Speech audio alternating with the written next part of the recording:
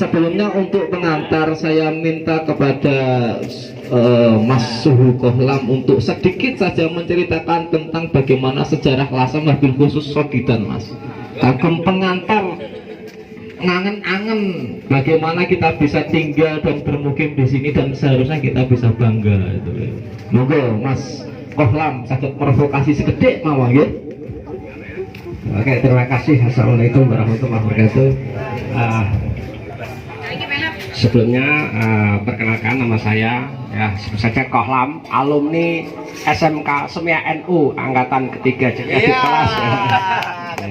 Jadi sebelum kita nanti ngetrip ya, nah ini sangat luas sekali ya, dipimpin seorang putri namanya Ratu Siba, dan Ratu Siba ini punya adik namanya Ratu Sima yang memimpin Keleng. Jadi kerajaan Keleng itu adiknya kerajaan apa?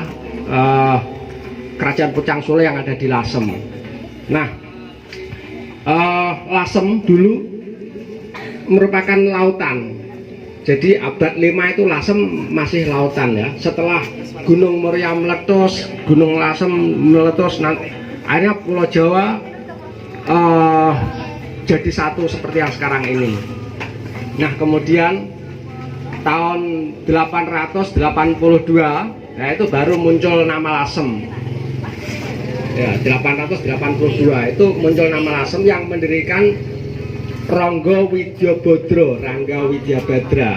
Nah, Lasem sendiri itu diambil dari kuliner abad 9 yang namanya Kamala dan Bekasem.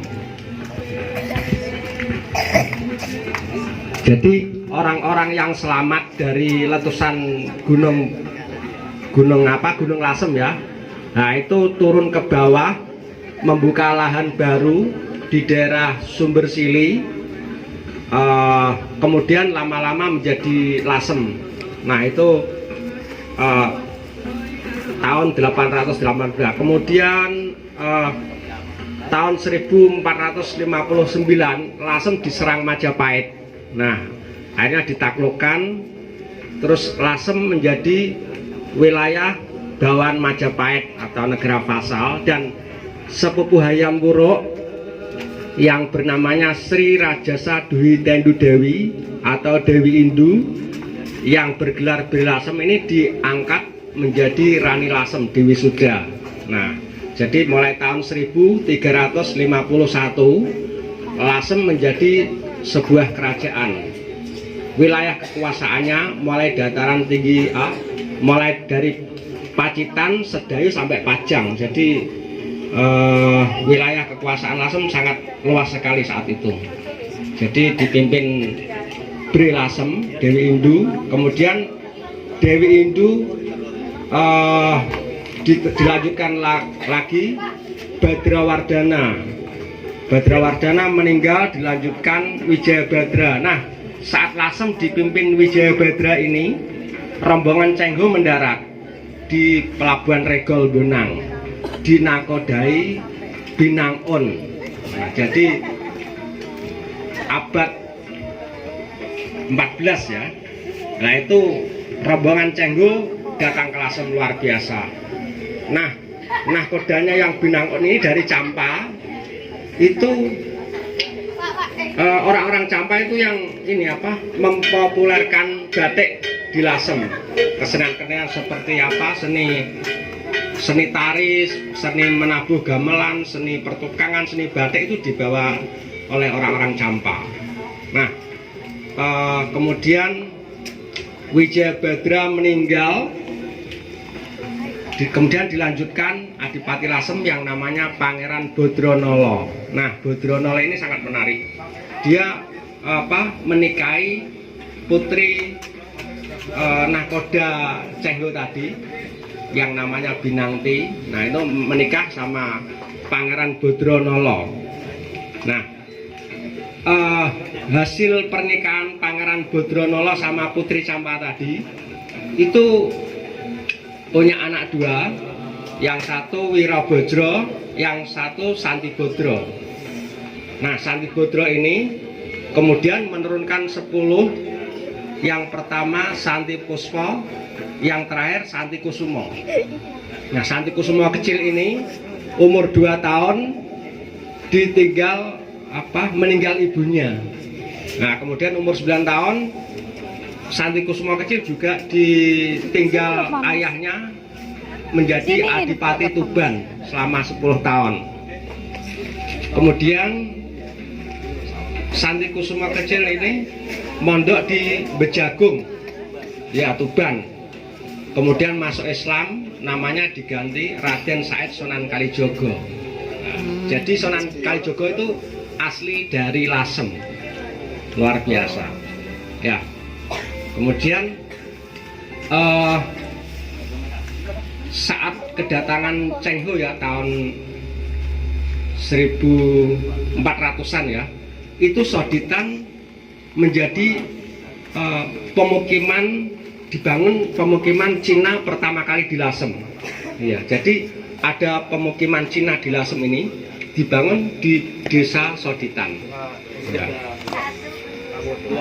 Iya.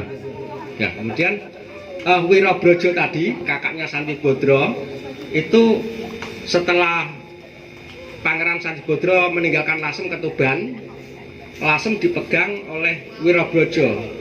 Oleh Wirabrojo ini, istana kerajaan Lasem, Kadipaten Lasem dipindah di Bonang Binangun, karena di Bonang sudah banyak terbangun masyarakat Muslim karena dekat pelabuhan ya. Jadi ada pedagang-pedagang Arab banyak sekali. Jadi di sana sudah terbangun masyarakat Islam. Sementara istana kerajaan Lasem ditempati keluarga yang beragama Hindu-Buddha. Nah, jadi di Lasem ditempati masyarakat yang beragama Hindu-Buddha. Istana dipindah ke Bonang. Setelah dipimpin Wirabrojo ini 5 tahun meninggal, kemudian digantikan putranya yang namanya Pangeran Wironegoro. Nah, saat Bonang ini dipimpin Pangeran Wironegoro, Islam dijadikan agama resmi Kadipaten. Ya, jadi perkembangan Islam mulai pesat itu di saat kepemimpinan Pangeran Wironegoro. Kemudian Pangeran Wironegoro memimpin 5 tahun meninggal, lalu digantikan oleh istrinya Nyai Ageng Maloka. Dan oleh Nyai Ageng Maloka ini istana dipindah lagi ke Lasem, menempati di Puri Secologowo.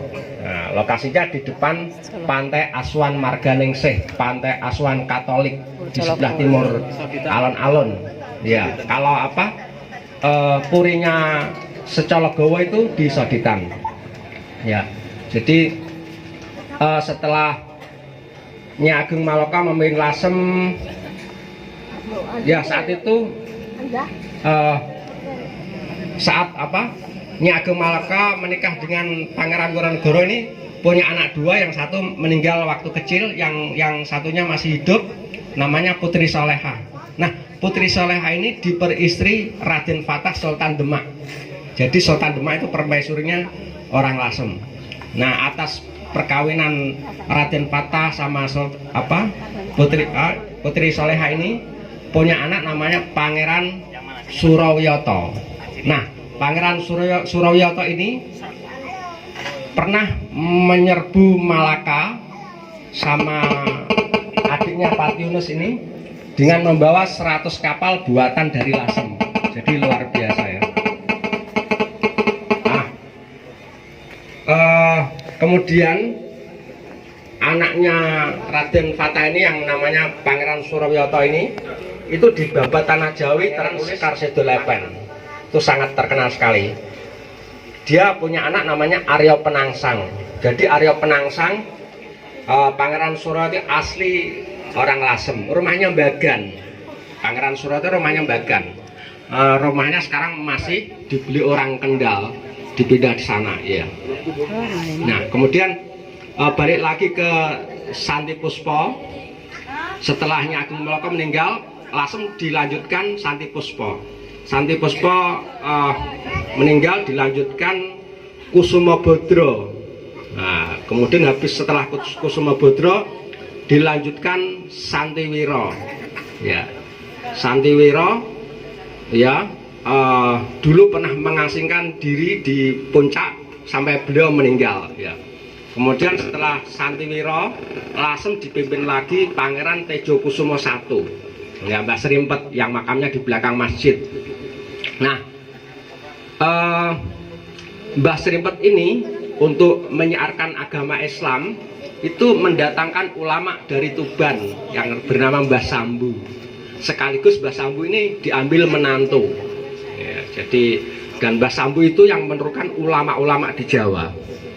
Kemudian setelah Pangeran Tejokusumo I wafat, kemudian digantikan Pangeran Tejokusumo II.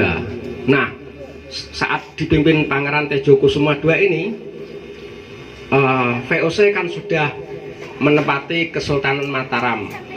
Tahun 1679 ini Lasem diserang atas penyerangan VOC ke Lasem ini. Putra Tejokusumo II yang bernama Raden Masungit meninggal. Kemudian kekuasaan diambil alih oleh Kiai Ambyah Puspoyudo, pengasuh pondok pesantren Warugunung ya. Jadi di Warugunung ini ada pesantren kuno yang memimpin Kiai Ambyah Puspoyudo. Nah, setelah Puspoyudo meninggal, Lasem digantikan oleh Tejokusumo IV ya, Tejokusumo IV sampai meninggal. Kemudian dilanjutkan Tejokusumo V, namun Tejokusumo V ini nggak bersedia memimpin Lasem. Akhirnya kekuasaan Lasem diserahkan kepada sahabatnya yang bernama Uwe Engkiat. Jadi seorang Tionghoa Muslim ya yang namanya Uwe Engkiat diberi mandat memimpin Lasem dengan diberi pangkat Tumenggung. Jadi namanya Tumenggung Widyoningrat. Makamnya di Gunung Bugel. Nah, kalau teman-teman jalan-jalan di atas Gunung Bugel, Wargunung itu ada makam tokoh Lasem. Nah, saat dipimpin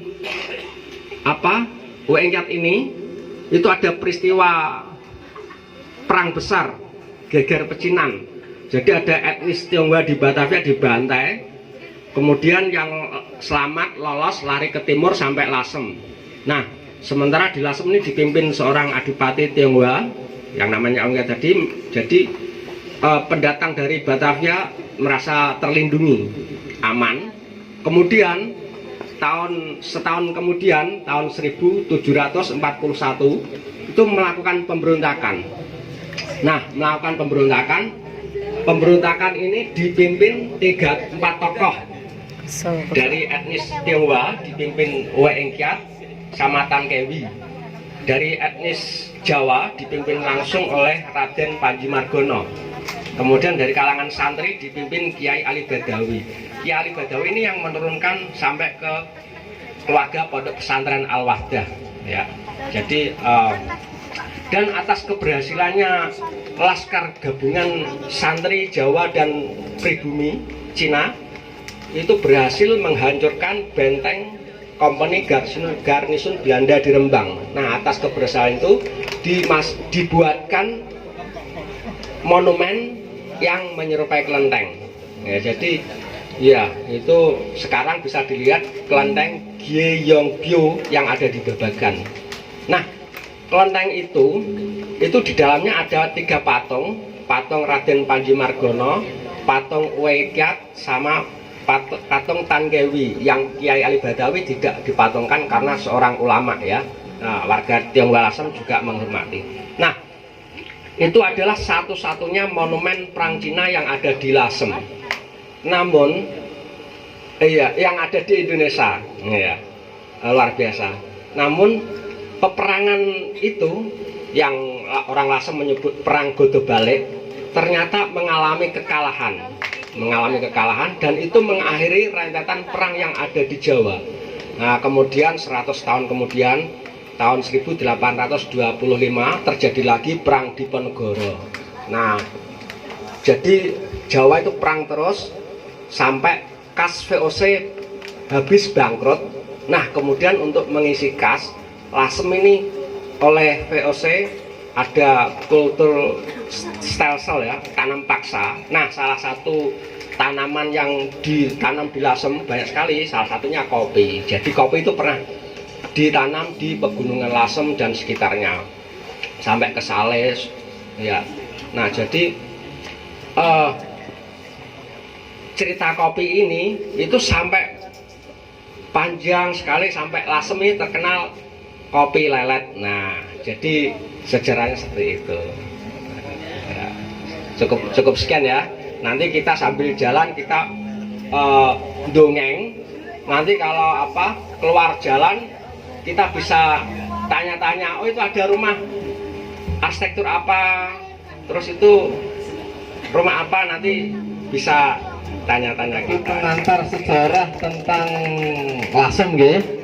Itu sangat besar sebenarnya dan tidak cukup untuk diceritakan dalam waktu 5-10 menit.